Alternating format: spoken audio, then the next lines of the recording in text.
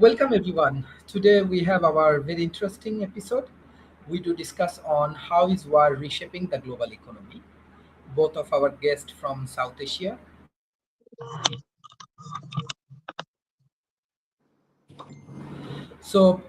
Dr. Tamanna, what you want to discuss about how this war reshaping the global economy?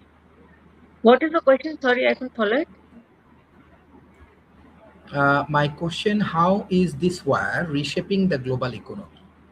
What is the impact of this war? Present war Just in a second, between there's some Iran problem. and Just a second.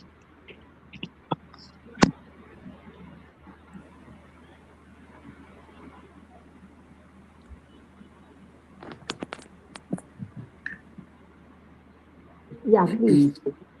yeah, Dr. Tamanna, can you hear me? Yes, I can. Please Yeah, go my ahead. question: how is this war reshaping the global economy? Present war, how it reshaping the global economy? What's your thought?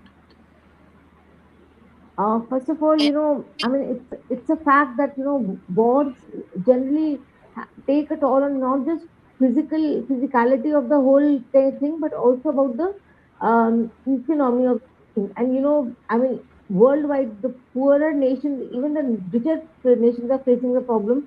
Right now, the poor countries of the world, developing world, we are facing LPG problems, CNG problem, gas, oil, etc. Which have to pass through the Strait of Hormuz. That problem is there. So I guess it's affecting the world tremendously in a very bad way, because I guess what the world right now is looking at, to have a balanced economy. And India, for example, speaking from the Indian perspective, I would say that India has become the fourth or the third largest country with GDP of that level. But now the middle class and the lower middle class and the poorer sections are facing the wrath of the war.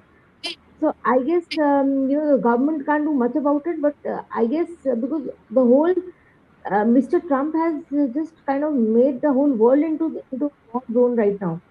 Every country is being affected by it. It's just not the countries which are like basically involved, but also people are. Everybody's going to get sucked into the war. So I guess the economic factor is a major factor. I guess people are dying through bombardments and all. I mean, that's pathetic. But what about, our people in Gaza, for example, they're like our own brothers and sisters. And I mean, Israel, for example, I mean, India has good relationships with Israel as well. But I guess we have to take a stand when it comes to irrational use of power, and I guess because it's leading to a lot of crisis economically as well as politically. Every country is being made to take sides. Now, India, for example, it doesn't want to take a side, so it gets into the whole problem of which country is a better friend. Is Iran a better friend, or is Israel a better friend, or US is a better friend? So I guess I mean, India's leverage could be taken because India has good relationships with both these countries. And so economically, the South Asian, the global South, for example, looks up to the leadership of India, for example, right now. And so that the crisis, because many countries, for example, Pakistan, for example, it's dealing with the um, brought about the talks between these two countries. But I guess Israel has suspicion towards this Pakistan. So I guess we need those brokerage of politics who are having good relationships with both, and nobody is going to be suspicious of their actions. So I guess there should be there, and economically, and if as soon as possible, uh, solution to this problem has to be brought about, because the low spectrum of the world, people of lower sections are the ones who are getting affected the most. So the rich people somehow they have their own way out, but not for the people who are poor, or the middle class like us. Where will we go? We have to look up to the fact that we should have a proper channel whereby these problems have to be dissolved. So yeah. Thank you, Mr. Akmal. How are you today, and what is the present condition right now in Bangladesh?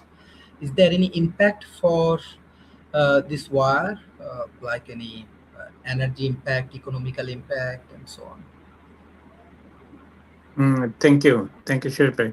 Definitely impacted country like Bangladesh because India is facing problem. Bangladesh definitely face the same problem rather than big facing in the country. But opportunity is this actually economy and power doesn't exist any point of time, any point of place. So this is the time to shifting the power and economy. So we have to grab the opportunity and use the opportunity to uh, protect the crisis and develop our country too. So we have so many resources in our hand. The Bangladesh is agri-based country. Actually, about 80% people reside in agriculture rural areas, village areas in Bangladesh. So there are so many scope to work, and Bangladeshi people are working there. The country is not dependent only the industries. So we have to scope to survive ourselves, develop ourselves. We are looking forward to technology based development and some other new project like uh, a green economy, like we can use our yard because Bangladesh is domiciled very good geographical places like Bay of Bengal. So if we use the Bay of Bengal to produce air-based power and current-based power, and we have the Bangladesh is river-based countries too. So we have to use them too, as well as we have so many scope to produce so many core and the various size various uh, area of the country. So we like nowadays countries several area they produce their product like crop like piyaj, like rice, like some fruits area, tormuz and uh, potatoes, red potatoes, etc., etc. They didn't get their price too. Even they produce their goods there, they didn't earn their costing price too. So who has prices and country has money, country still is growing, country still is growing about 3 to 4%. The GDP growth is not bad.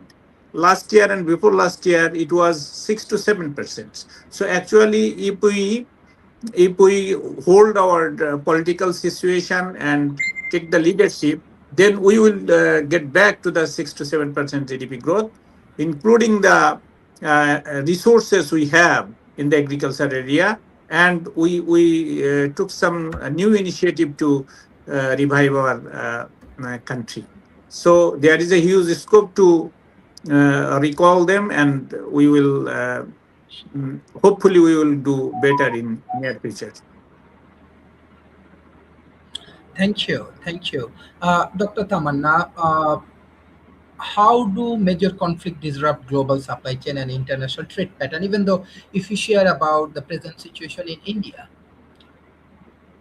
Um, Major problems, for example, when wars take place, or when you have for example, a political crisis taking place. Like for example, in the 70s, we had the emergency which had been placed, or because these days, past 2 3 decades, we didn't have any emergency happening in except for Kashmir, and like many of these some northeast states, that conflict was not there.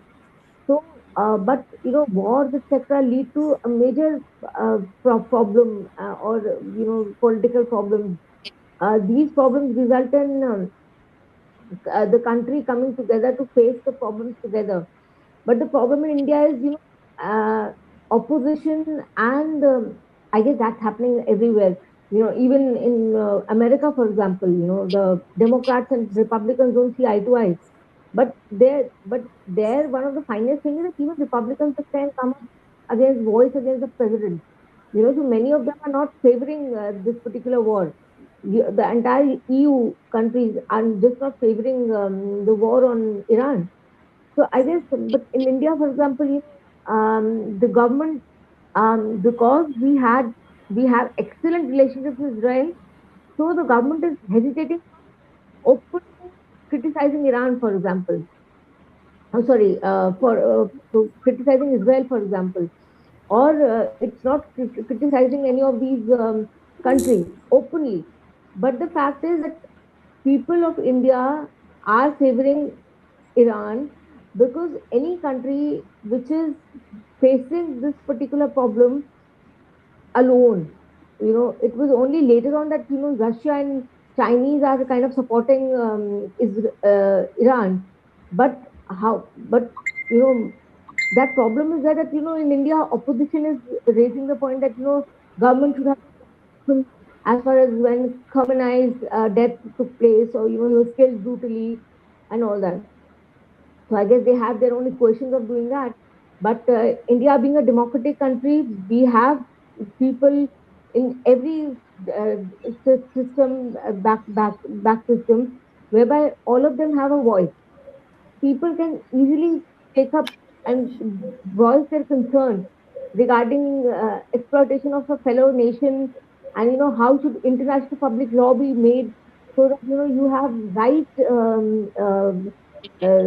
right context coming in the picture. So yeah, I guess that's the whole thing. And like Thank you. the government of India is concerned about Iran, for example, and that's why Iran is considering India to be a friend, and they're allowing our ships to pass by the Strait of Hormuz. So I guess that's there, but I guess it's still there are problems which have to be resolved. Yeah. Thank you. Mr. Akmal, what's your thought about the major disruptions in global supply chain, specifically for Bangladesh? Actually, dollar price hike is every goods price hike. So once it is stuck in one country and $1 on one single currency, that's why problem is occurring all over the Asia and all over the all continents. So there is a scope to uh, supply and chain move to another currency. If we move to successfully to the another currency, then we may overcome the situations. Only Hormuz Pranali is not the source of oil transportation. There are a lot of sources. But the thing is, the treaty is we have to buy oil from the buy the dollar. If we buy the dollar, then we have to use the Hormuz Pranali and the single currency and the single country. So if there is any scope and we have to if we have any treaty, country like China, India, and Russia, and Europe, some countries, then we have to overcome the situations, and we have to import and export payment negotiation through other currencies, multi currencies, and we can use the blockchain powered by blockchain or the cryptocurrency too, but or other currency, individual currency, country to country, we can pay. Something happened like this, like Ukraine Russia where we are importing from Ukraine or Russia so many goods in Bangladesh, and we have to pay through China, some payment through India in other currencies, and we have successfully done. And in this way, if we going through and continue our business, then we will survive. Our country imported in 2022 in 90 billion against our export was only 50 billion. Deficit was 40 billion. We have received $24 billion wage and remittance. So we have surplus only 4 billion. But we have to pay $3 to $5 billion in FDI. So we are deficit. So from 2022, from 2026, Our our reserve was 2022 it 48 billion dollar, and 2023 2024 it was goes down to only 20 billion dollar. Nowadays again growing. As on today, our reserve is 33 billion dollar. So country like Bangladesh is economically growing, and we are using some other channels. And actually, we don't have any fuel and energy problem in Bangladesh. We don't have it. We have problem in political unrest situation that we have overcome too. So hopefully we will do better in a near future. Okay, thank you. Mr. Robin, if you go for detailed explanation, in what ways does war influence inflation, energy price, and food security worldwide? What's your thoughts and how USA actually taking decisions? What your strategy and observations from this war? Well, what war does is it disrupts the supply chain, and it disrupts relationships that cross borders. The way of the world, at least before these recent world wars, was that countries believed that having cross dependencies with other countries would prevent war. And of course, Ukraine and Russia had huge cross dependencies, and sadly, that did not prevent war. So now we're forced to kind of rethink that underlying concept that maintaining trade across borders actually prevents conflict. And the near term strategy is just focus on trade with close allies in countries that maintain a certain amount of consistency with regard to their governance and policies, and that avoid those countries that are opponents, and avoid those countries that have unstable unstable government, so that you can't depend on the promises they make, or on the resources they provide, and certainly to the extent that you can internalize any critical supplies that the country needs, at the very least, so that you have reserves in case of conflict, and that you weren't left hanging. For instance, Russia was the UK was the EU. The EU was way too dependent on Russian oil, and that created huge problems when Russia attacked Ukraine, and there was a major attempt to cut off that oil, because the dependency was simply too great, which meant responding to the aggression by Russia was very limited by those trade arrangements. So that takes us back to the idea of just focusing on trade with countries you can depend upon and that remain long-term allies, so that that's less likely that a war or conflict will disrupt your supply chains, and the relationships that your economy depends upon. Thank you. Mr. Dimitros, what's your thought about in what way does war influence inflations in Europe, energy price, and food security worldwide? What's your thought? Thank you for this question. Actually, the situation is very complex in Europe, because Europe is united in some sense, but not in full sense. It's not like USA. So each country has an autonomy, of course, but the problems need more united Europe. So what happens nowadays is that there is, of course, an average inflation increasing. In Greece, for instance, we have 4% inflation per year. This is big for Euro countries, but it's inevitable. We cannot avoid this inflation. Look what happens. Actually, energy in Europe is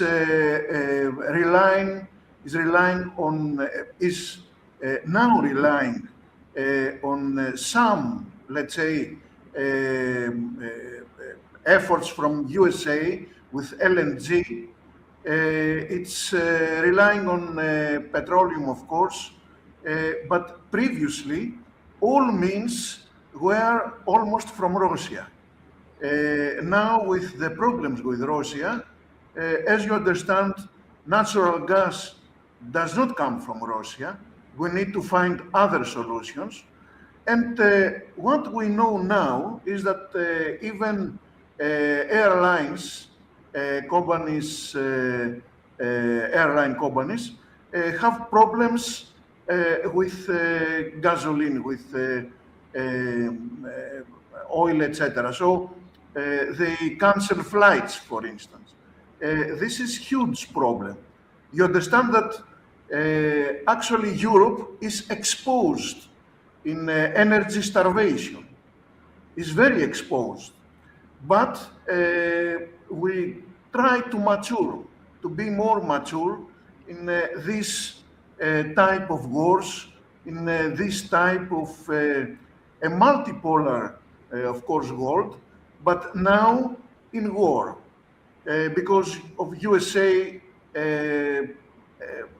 they choose, let's say, to attack Iran, etc., etc.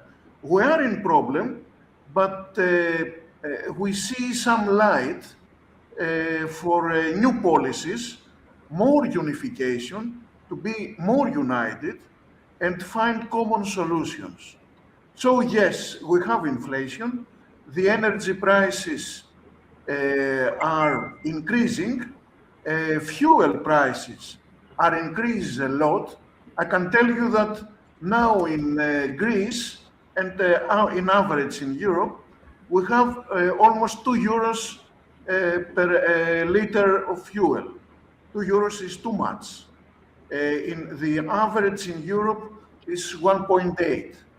But you understand that this is too much. We cannot survive this way. So this war has affected a lot Europe, more than other countries. I hear for Bangladesh, yes, but Bangladesh is near China, is near India. You have your own solutions there. Europe used to be under dependence of Russia, USA, etc. And now is the time to start some kind of independence. This is not only a hope, this is a policy now. We get armies in all Europe.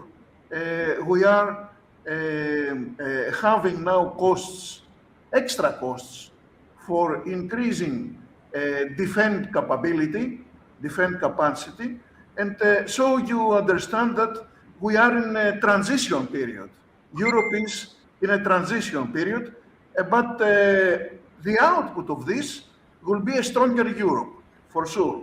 And will be a good pole, because Europe doesn't like wars, will be a good pole to a multipolar world soon. I believe in the next decade, or when all this confusion will stabilize, because the world cannot go like this, the situation will be stabilized. So you should expect Europe to be better and to support peace and only and also a multipolar world.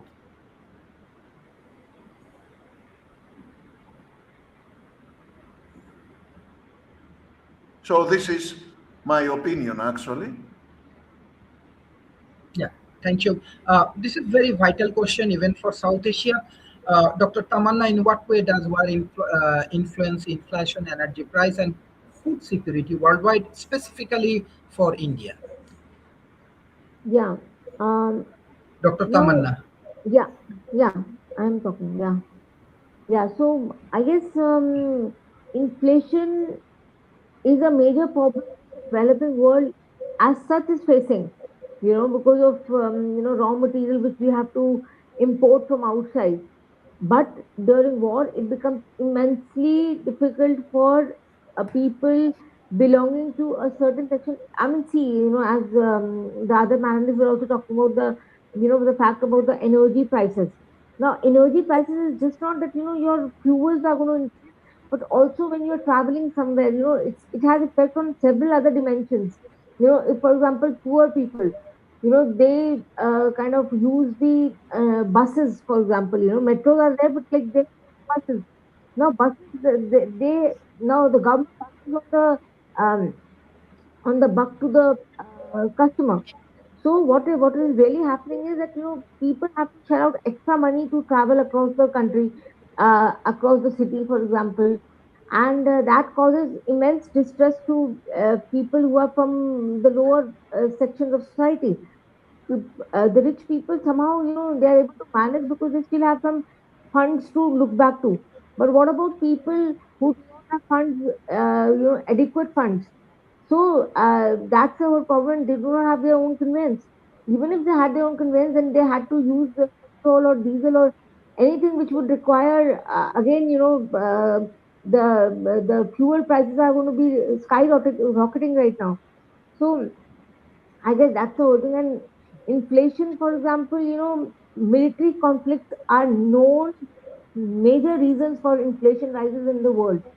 And past 2 3 years, we have been witnessing the Russian and Ukraine problems, and you have problems which African countries are facing, because they are directly getting oil from Russia or, for example, grains from Ukraine.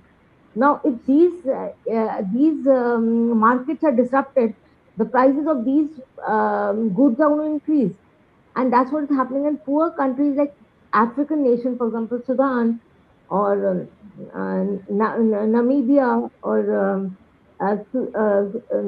many of these countries. I'm just not taking names, but the ones who are purchasing these goods from these countries. I mean, obviously, Russia or Ukraine, they are going to pass back to the customer or the country. The country, the leadership is going to pass on to the next sector, which is the lower middle class. So and then they are going to pass it on to the other section of the society. So I guess we need to understand that wars are no solution at all, and as much as possible there should be peace, which means international public law should be made extremely stringent, that no country should be able to uh, surpass it. So USA, for example, has been able to do this, passing the UN for several years, because it's been donatory of lot of funds to UN, for example. So, some of these countries are majorly funding, and they were the first which brought about these bodies. So what we need to understand is no country should be able to. We have to have an international body which is regulatory, which does not just have voice for the global south or something. Everybody is under the same law. I guess it seems immensely fashionable to say that, but I don't think it's fashionable. It's a fact. If we need people to live a good life, a happiness index where people are able to live a life of safety and comfort, be it global south or be it the Latin American countries or anybody, African nations, we all have in General Assembly, we have the same voice, the same one vote. So we need to have that particular aspect, and as much as possible, Israel and Iran war should be avoided at much. I'm sure the ceasefire is going to. I mean, it's going to increase by some days. So I guess that's the whole thing. So I mean, I really wish that this war should end, and a stricter law on international public law should come into place. Thank you, Mr. Akmal. What's your thought about inflation, energy price, and food security? Yeah, actually, the answer is same. Actually, it works for monopoly. So we have to choose another way. There is so many scope to materialize the things. Every country have to have multi-currency transactions approval. Like in Bangladesh, we have about six currency we can handle. Uh, Nowadays, we have purchased fuel from India, fuel from Saudi Arabia, and China too, and we have to pay in another currency. So it's a way. So in other country, do the same thing, and we have get another treaty on the several country, and make payment to the several currencies.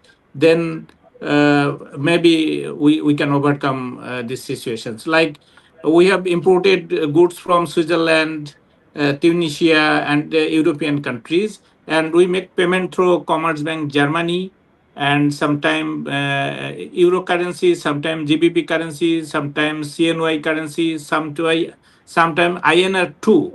Some ruble account already opened in Indian bank, and we get payment through Indian bank too. This is another opportunities, and Dubai has a lot of opportunities to open a gateway. And there is a Iranian bank, Bank Santander, is already domiciled there, and they played a vital role to make payment in European country and Russian country too. So there is a specific guideline may be there, but in this situation, uh, maybe not. But we are using the another channel. That channel may is strong day by day, and we can get back to the single currency to multiple currency. And I think we hope the solution will be there in multiple currency payment through blockchain and other system without SWIFT. Nowadays, country domiciled by SWIFT, and we have to pay through SWIFT in any commodity payments. That's why and then the SWIFT head office domiciled in Brussels, Belgium, but it's controlled by Federal Reserve Bank in USA. So we have to another carriers and IT solution or payment solution we have to build up to overcome the all our situation, including inflation. Thank you, Mr. Rob. Dimitras, yeah, you want to add any point? Yeah, there is a point here. It's good to say about multi-currency. In Europe, we have only euro. The problem with multi-currency is that several countries, okay, with the neighbors, they can pay, for instance. But global foreign payments, because nowadays there are many restrictions in the banking system, this is not possible. For instance, I do collaborate with Indian universities, and I have problems in getting a salary. It's not that we don't have the technology. Yes, digitalization, AI, blockchain, everything is here. But since the banking system nowadays, because of political restrictions, cannot perform correctly to support supply chain management, this is a big problem, especially during this war. We have certain problems in transactions, in all kinds of transactions. And you know very well that even normal, let's say, citizen are considered spies of Russia, of China, whatever. We have political issues, actually. It's not the technology that we miss the technology. Regarding technology, we are in a much better point than any other period in history. The problem is the policies and the restrictions, especially of the banking system. So it's not the currency, the real problem. Thank you. Okay. The policy actually uh, for the sake of the people. Yeah, So we need such policies for the sake of the people, and not policies only for the billionaires. Because nowadays, I think the majority of policies are for the sake of billionaires, the millionaires, and not, let's say, the 100,000 euros people, or even less. Even less. In Bangladesh, about 1.8 million people, but money only 2 million people hand. In world, 800 billion people, the money will be 2 million too. So Yeah, we have to get back. We have to broken them, and we have to broken the system. And we actually started. Uh, as I said, we imported from Ukraine and Russia the same quantity and same quality, and we already paid. We imported from China the same quantity and same quality. We have already paid. So the already unusual payment already made, and already regulation is started. Anybody can say anything. Okay, Mr. Rob, you want to add any points regarding these inflations and exchange and Mr. Rob? I think the points have been made have been valid. I'll bring back up the question again so I can see it. Yeah, we are discussing on the same question. In what ways does war influence inflation? So, you have any Well, points so regarding inflation? war consumes but doesn't produce. So what war does is it creates a conflict over the production of materials. It shifts a production from things that consumers want to things that the military wants and then destroys. It's not, from an economic standpoint, it provides a nice bump for the military complex, but and certainly increases wages for those, sometimes increases wages for those working in that complex, but it pulls resources away from other things, medical facilities for individuals, automobiles and trains. The things that help society are hurt by the shift in resources to the things that hurt society, which are weapons and military equipment. And of course, the side effects, as we saw in Ukraine, is large areas of food production are either damaged or rendered unusable, either because the conflict puts the farmers at risk, or the damage and contamination to the area of conflict makes it so you really can't, at least for a period of time, grow food there. So it in almost all cases, war has an adverse impact on inflation, and has adverse impact on logistics and supply chains, and has an adverse impact on productivity. It can do some interesting things with regard to innovation. The Second World War, of course, gave us jet airplanes and eventually jet transports, and a number of inventions that were forced through during wartime make it to the civilian audience. For instance, right now, a lot of the work that's going in to create militarized drones will be useful for drone delivery and some of the things that will help society. But over the short term, and really for the most part over the long term, war is very damaging to the things that allow the world to work efficiently, and the disruption in relationships between supply chain partners can be catastrophic, as we're seeing now. China seems to be the country that's in the best shape because they've internalized much of their requirements. They're not only one of the heaviest providers of solar panels, they're one of the heaviest users.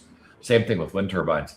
And so the end result is a lot of their dependencies on foreign oil are being eliminated simply because they're shifting off of foreign oil. They're one of the most aggressive movers of electric vehicles, for instance, at the moment, and their production facilities for electric vehicles are arguably second to none, with only Tesla kind of hanging on at the moment. Though Tesla did have some interesting sales numbers in China this last quarter. So in the end, it's the only positives that really come out of war is if it resolves a particular problem for the society in the country that has been whose government has been changed or usurped, and often things get worse rather than better. So that's kind of a flip of a coin in terms of outcome. So war in terms of the economy, in terms of supply chains, and in terms of food is generally detrimental. It's damaging to those aspects, and it certainly focuses innovation on trying to mitigate the problems that war causes, as opposed to necessarily being focused entirely on just making the world a better place to live. Thank you. Mr. Rob, my next question for you definitely is one of the critical questions. How are defense spending and military investment reshaping national economic priorities? Well, USA is one of the major investors in the government in militaries and arms industries. What's your thought? I believe we're still number one in terms of wasting money on the military. Because a lot of our projects are not well managed. In fact, I think the last time around, they indicated we've lost hundreds of billions of dollars. We don't know where it went. But in any case, what it does, of course, is it shifts production into that military, that it shifts funding into these military establishments, and then pulls funding from other things. Here in the United States, funding's been pulled from Medicaid, the facility that provides medical care to the people that can't afford it, and it's pulled funding from a number of programs that support homeless people and people that are at the bottom of society that can't afford food. It doesn't seem to have had any impact on the richest of the society yet, though I expect that'll happen. Often when you create this kind of a disparity, the people that are at the top can get killed by the people at the bottom. And we've had some indication that we've had at least one executive killed, and then we had another one recently. His house was firebombed and shot up. It's still a noise, but that's likely to continue if the disparity becomes more obvious and more people fall into homelessness and are unable to support themselves. That tends to aggravate the population at large, who then resorts to methods that are inherently violent in of themselves. But yes, war shifts the economics of a country to war production and away from things that typically benefit the society. So it's as I said, there's really no upside to war. Sometimes it may fix a problem, but often it creates a number of supplemental problems that didn't exist before the war occurred. Diplomacy, in almost all cases, if it's done effectively, is the better path. Mr. Dimitros, how are defense spending and military investment reshaping national economic priorities?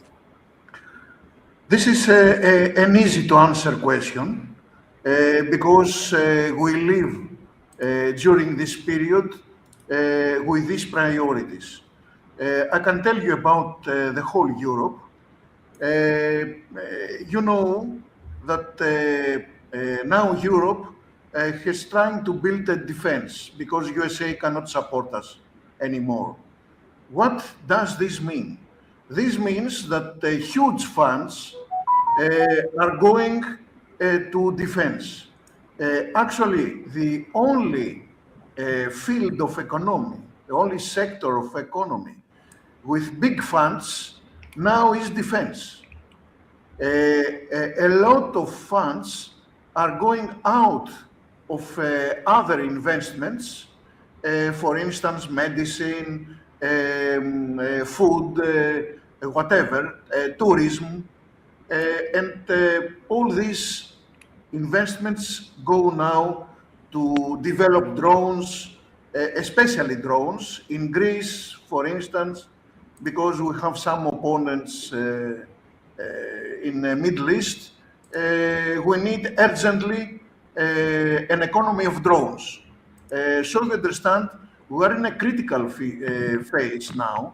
Even Germany now builds its own army. They invest a lot. What does this mean, however, for economy? First, inflation. Why? The mechanism is simple. You need more money than what you have. All right. So you print money. Frankfurt Bank should print money in order to give the loan of 90 billions to Ukraine, in order to build armies in Europe, in order to support all this transition to a war economy. Actually, our economies nowadays, even if the war stops, even when the war stops, because the war will not last more than some months, the war we have now, okay? But this doesn't mean that the funds will find other ways. For instance, you see Dubai, etc. They had a serious problem. They were full of tourism, and now tourism is over. In Greece, we have similar problem. We cannot expect many tourists. We had 40 million tourists per year. Now we don't expect so many. Food security and supply chain management in general, they are in problematic states.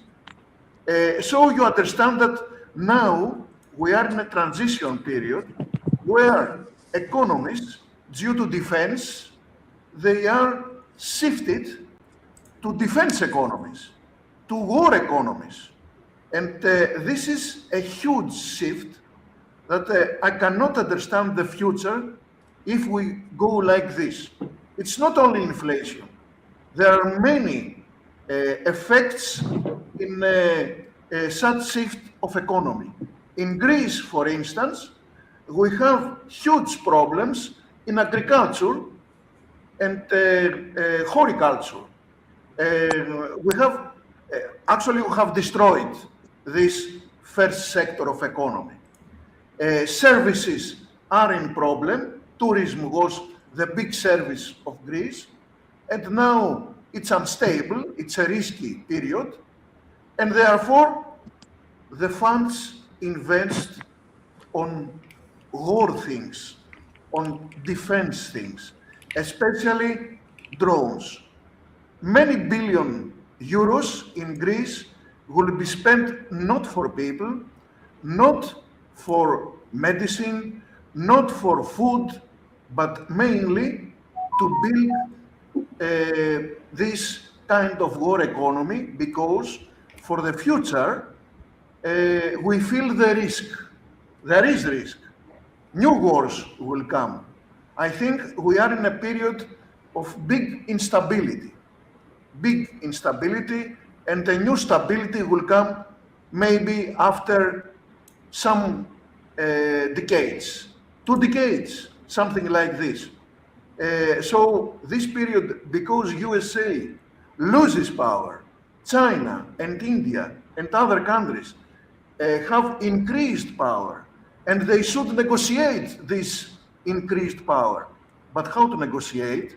With people that say, this is mine, and your things should be negotiated. This is impossible. How to negotiate my things when you don't negotiate yours? This is what USA does.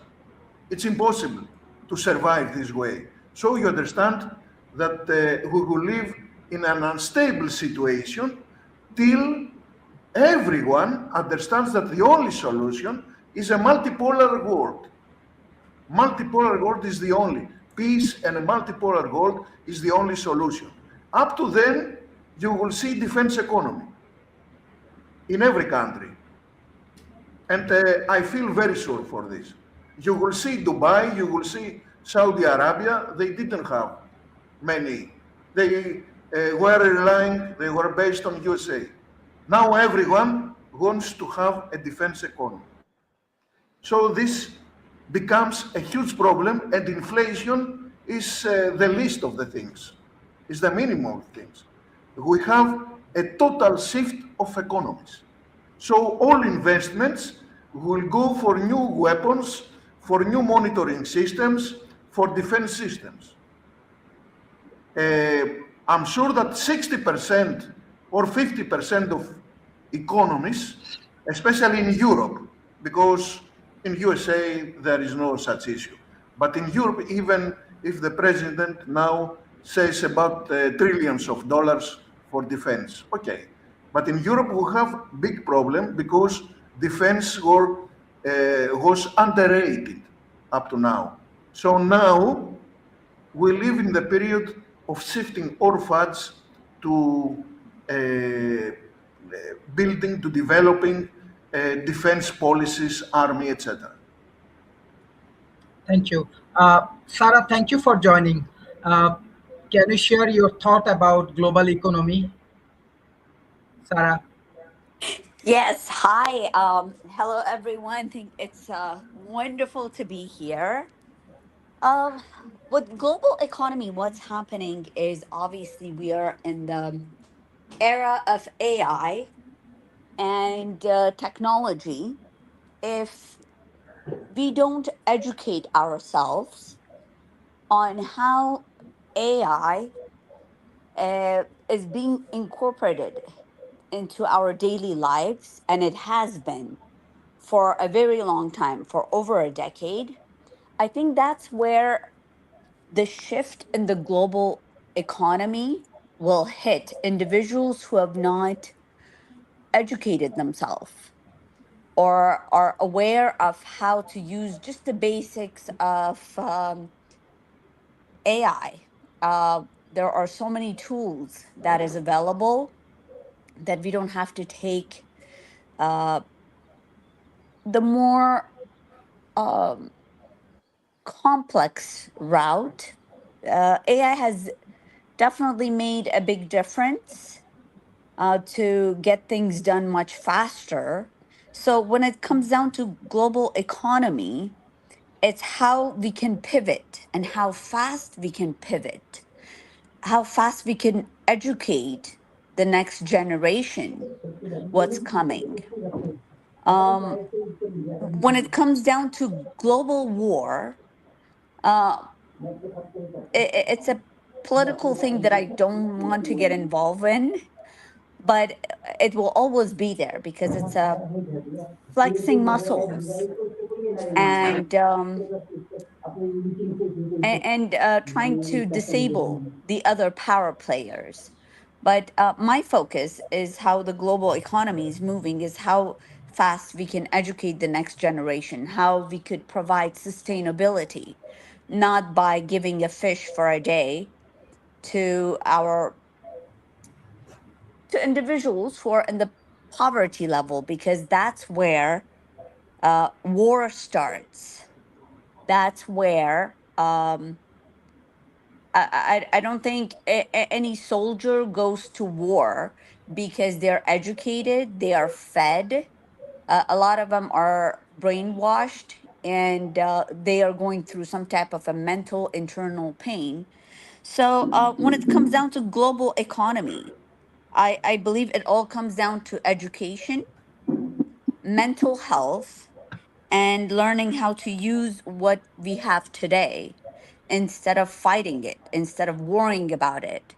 That, oh my God, AI is going to take over the world. It's, oh my God, there is a new product. Just like first when we had computer, everyone was terrified of computer. But then they learned that with computer, things can get smoother. So I look at the things, whether it's AI, technology, healthcare, how fast we can educate the next generation to bring sustainability. Thank you. Thank you. Roslyn, what you want to discuss about economical challenge of Africa? Roslyn? Yes, Dr. Sharif, thank you very Yeah, much. I guess today I wasn't ready. I'll first of all continue listening to the conversation that was going on. I just came in and then I'll give my feedback way later. Thank you. thank you. Dr. Tamanna, what's your closing remarks for today? Yeah, my only humble request to the to the leaders of the world right now is please don't spend. US is spending more than $1 billion in their budget, and now every day, they're spending more than 1 billion of this war. I mean, even the diseases like cancer, etc., are less well researched than like the kind of war trips which are going on. I guess what we need is that people, they're like dying in poverty. People in South Asia, people in Southeast Asia, people in Africa. We need to help them out, and yeah, I feel that those trillions should go to them rather than rather than into war. So I guess we need to normalize this particular aspect. Thank you. Thank you. Mr. Akmal, what's your closing remarks for today? Thank you. Thank you. Actually, I think there is a huge scope to regain and reshape the policy, and it's the time to reshape the policy. Actually, we focus on only USD. We focus on only USD. That's why the inflation and the financial monetary policy of the world is in the pressure. So we have so many ways to regularize it. We have to unite it, and we have focus on multi-currency, multi-system, and multiple uh, linking business product. That's why we can overcome. We can sit again on the topics with the more preparation. I don't have any preparation today. That's why I don't have any data or mental preparation. So I think there is a solution, and we have to take up the solution system. Uh, Thank you. Thank you. Mr. Rob, my last question for you. What is why accelerating shift to our regional or deglobalization in the world economy? And what's your closing remarks? Well, the way it shifts the supply chains is largely due to the disruption. That if you can't depend on supply chains that are coming cross border, then you are forced to build supply chains internally and supplies internally, which is kind of what China's done. They've become increasingly self sufficient. And then for them, these wars and conflicts have less and less impact because they're less and less dependent on others, at least with regard to supply. You certainly have impact with regard to sales. Currently, China has sanctions on them in much of the free world to some degree or other. That has to do with China's politics. But at least right now, with the exception of Taiwan, which remains a concern, China seems to be relatively contained in terms of their militaristic um, wishes and desires and goals. But Taiwan is a very real problem. The way we avoid these kinds of recurring problems is through education. What often seems to happen over time, and I think it showcases the fact that most of the people that experienced, well, virtually all the people that experienced World War II are now dead, or certainly out of power, is the fact that we tend to forget as a society that war isn't this heroic, glorious march into dominance and winning. One side loses, and even the side that wins suffers through significant economic problems, and not to mention the significant death that comes from war, both from your trained military and from civilian support. And if your country itself is attacked, you lose women and children. So in the end, we need to remind kids during the educational phase of the downsides of war, so we don't get leaders that think that, hey, all you got to do is declare war and everybody's going to love you to death and you're going to get reelected, and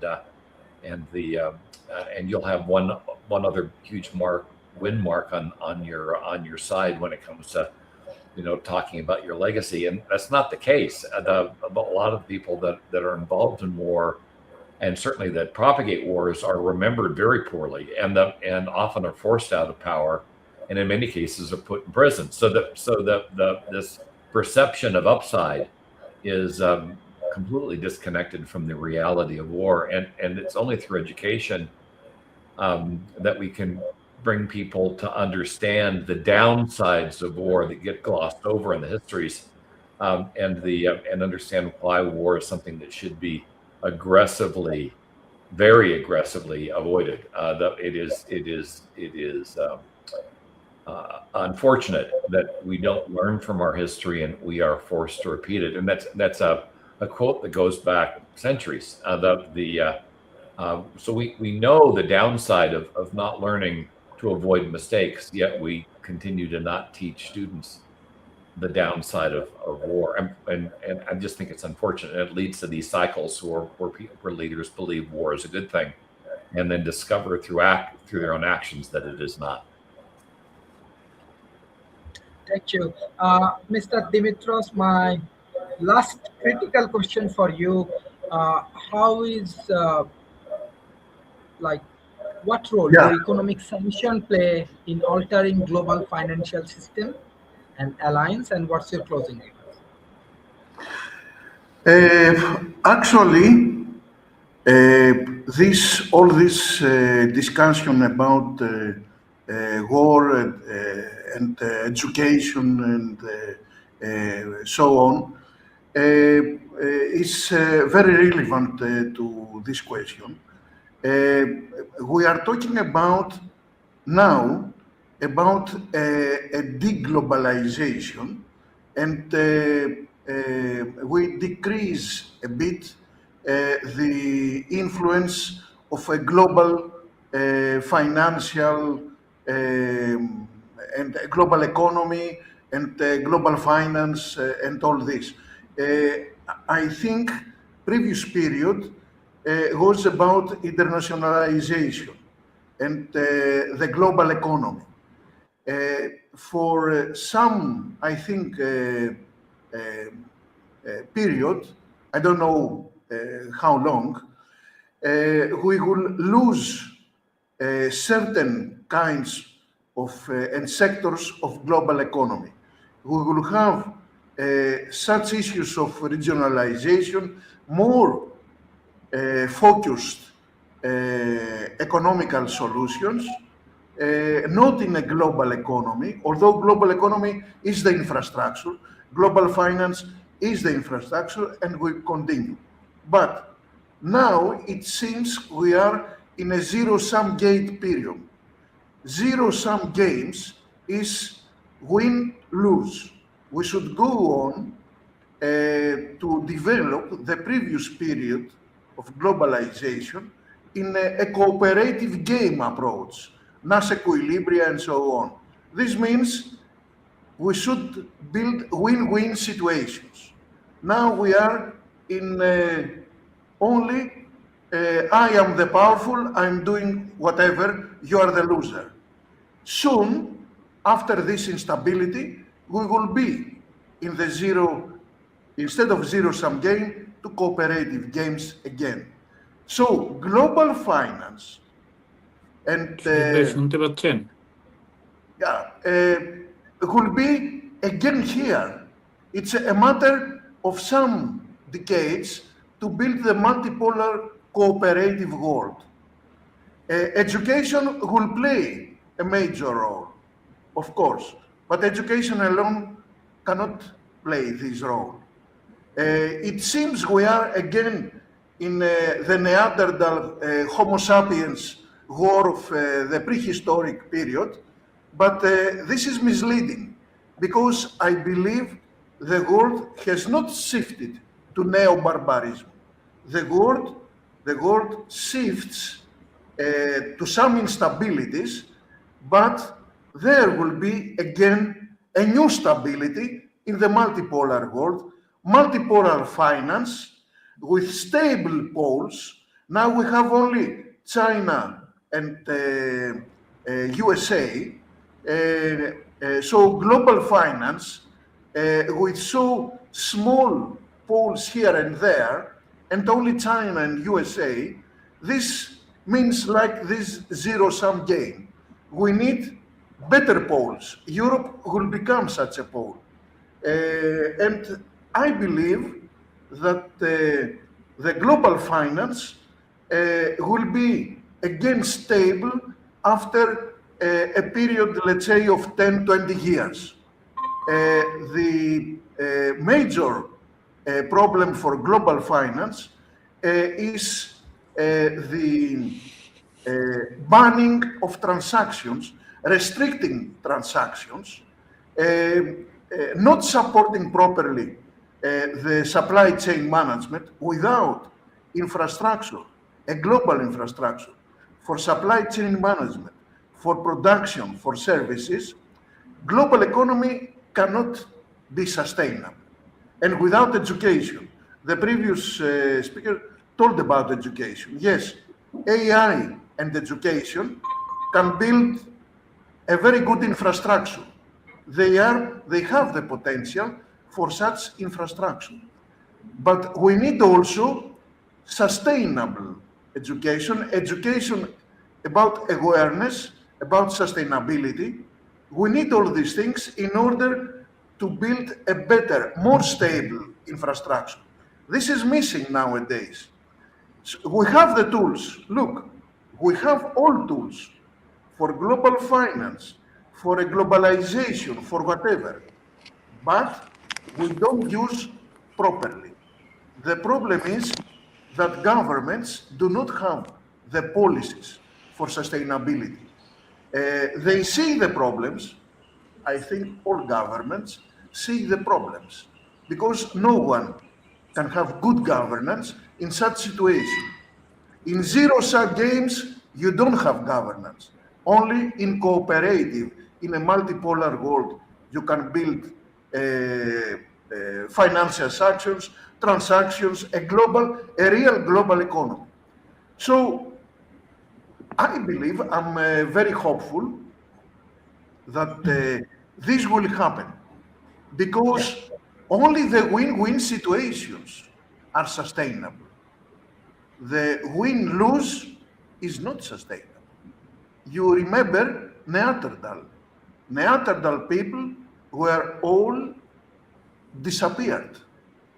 Only Homo sapiens. But we cannot do this thing again to make people disappear because we don't like, because we feel risk about them, etc. We should find the ways. So global economy and global finance, let's say, global investments can survive only in a sustainable world, not in a war world, not in this case, in this period that we live. So wait some decades, maybe 1, 2 decades, but in the meanwhile, we should build awareness because the people, the societies should ask about a sustainable life, sustainable humanity. If the people do not ask, the governments play their games. We should do something for this. Thank you. Thank you. We have our other friend.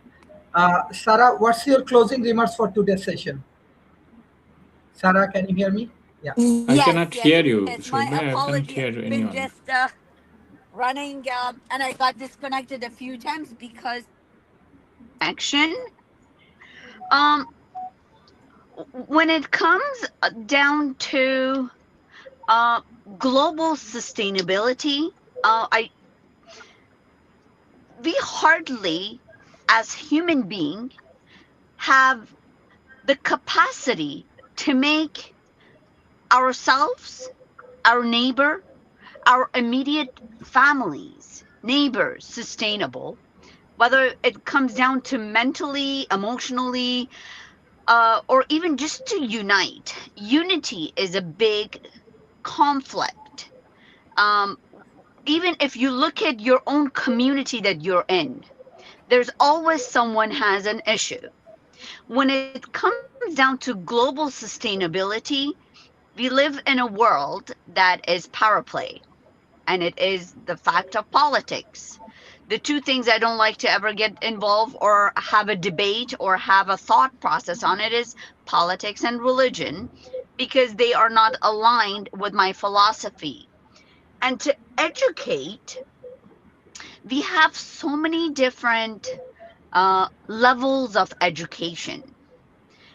Our system and our society is teaching us that, you know what, in order for you to be educated, you have to go to school first to 12th grade to get a paper, a diploma, that wow, here you go, you graduated 12th grade. That does not align with my philosophy. No, you do not need to waste so much of your time and your years and your youth to go and learn how to read and write your mother language. Higher education exists. It have existed before. I have implemented that into my own children. I cannot do it into other people's children. uh, I've been able to teach my kids through professors, not myself, because when you are a mother or a father, it becomes difficult for you to teach unless you bring a third person. That I was able to teach my children in matter of 10 hours when they were 5 and 6 years old how to read and write Farsi. So when it comes down to global education, our education system uh, is a program that's created for the mass majority of the society. Our education system is created how to keep us in a loop of waste so much years of your life to get a high school diploma. Now, and then you got to go to college to study a field you know nothing about, and then you learn book smart. By the time you're out of college with another paper that, oh, here I am, I have another. Now you have to go learn the work. So our global system of education is it's kind of corrupted. So the higher education exists. Self education is the main thing that anyone who is interested to learn, to um, succeed in life, is self education. And today we have access to all of that. It's on our fingertip, instead of scrolling through social media of who's doing what, which brand is taking your energy and requiring your energy, is to invest that time into yourself. My country, where I'm from, Afghanistan, that in my country, education is banned for a woman. We are not allowed to work. We are not allowed to go to school. Education is banned. And I still live between Afghanistan and USA. I still go back and forth. Um, a few of you might know about it, Dr. Sharif. So it's all about how fast do we want to grow in today's economy? How fast do we want to educate the next generation of youth, that instead of scrolling, um, to self-educate yourself? Because the way the global education is moving, everyone's moving at their own pace. What the government of Africa will teach their Ministry of Education is different than Afghanistan, which they say no education for women, or US, or a different part of the world. So for us to make a difference is to unite, bring leaders within our community. We cannot bring the leaders of the world, because leaders of the world, that's where the problem is. That's where the issue is. Right now, it's all about, as I mentioned earlier, it's all about flexing muscles. Who is going to, how are we going to monetize the digital currency, right? Why can't we have one stable coin? Because if we give that one stable coin, hypothetically, to USA, then USA becomes what? The leaders of the world. Right now, the war we are in right now is the war of the leaders. The global shift we are in, we don't have one stable coin. We have, how many different type of coins do we have out there? Because everybody wants to create their own coin. How many meme coins? We have over 5 to 7,000 meme coins get created daily.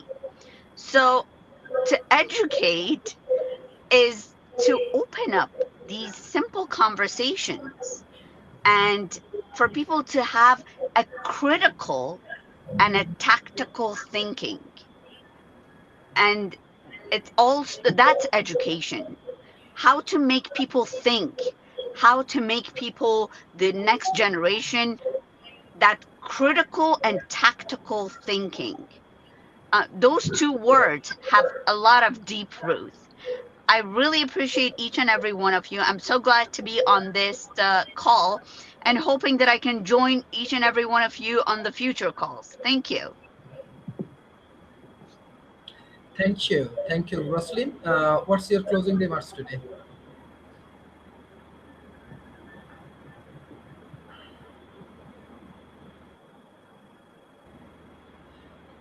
Roslyn, what's your closing remarks? Or thank you everyone. Thank you everyone for joining today's sessions. I request all of our audience, please share our content with the government agency, corporation, and academia. And we need global peace. We need a global collaborations and partnerships. Thank you everyone, and bye bye, and take care. Bye bye. Bye bye to all.